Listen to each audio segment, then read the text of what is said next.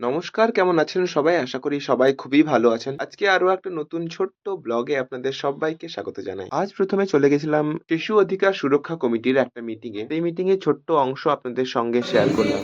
আজকে আমরা করছি যে এই শিশুর উপরে শিশু সুরক্ষা, শিশু শ্রমিক এবং বাল্য বিবাহ আমরা রুখবো। এবং এখানে যারা আছে আমরা প্রত্যেকে সাহায্য করব।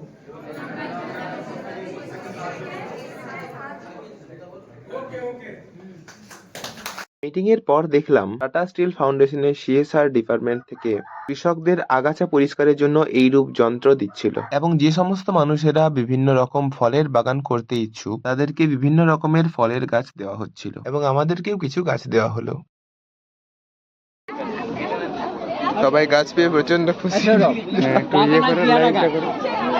আমি একটা ফুল গাছটা ফুল করলে আমি সৌরভকে আগে